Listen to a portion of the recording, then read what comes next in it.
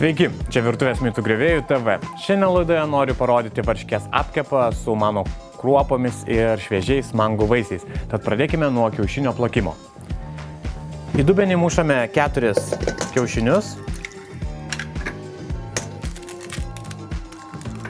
Dedame kokius 4 gerus šaukštus cukraus,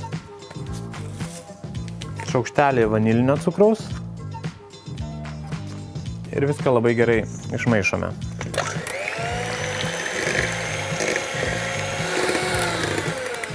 Dabar į kiaušinių masę dedame varškę ir taip pat viską sumalame.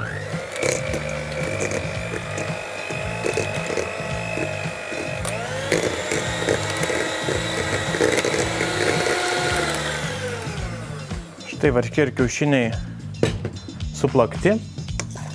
Dabar į šitą masę dedame virtas mano kruopos. Tai yra mano košė, aš tik tai ją visiškai neatšaldžiau, jinai dar yra šilta, kad lengviau sumaišytų į tešlą.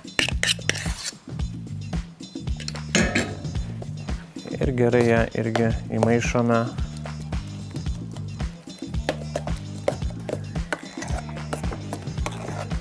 Štai pagrindas yra kaip jau paruoštas, dabar paimame kepimo formą, išklokime kepimo formą sviestiniu popierium.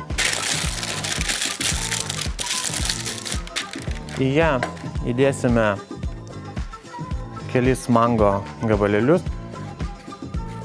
Čia nusilupkime. Čia puikiai tiks ir obuoliai, ir bananai, arba mėgstamos uogos.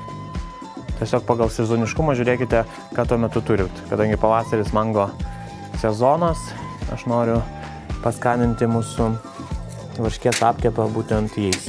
Taip, į dugną dedame, pjaustome mango vaisių.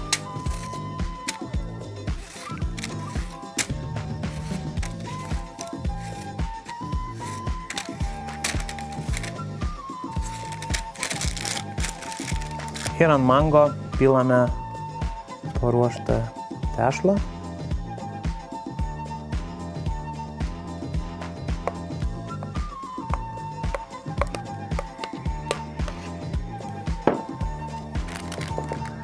Išlyginame.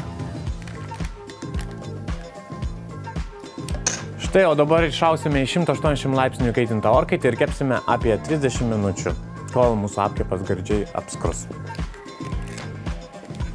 Mūsų apkepas jau iškepęs, pažiūrėkite, kaip gražiai apskrudo. Ir vanilė taip dvelkia jis, kad norisi čia ir dabar jį suvalgyti. O kad būtų jis dar gražesnis, apibarstysime cukraus milteliais. Siūlau ir jums pasigaminti šį sultingą apkepą namuose ir pavaišinti savo svečius. Skanaus visiems ir iki.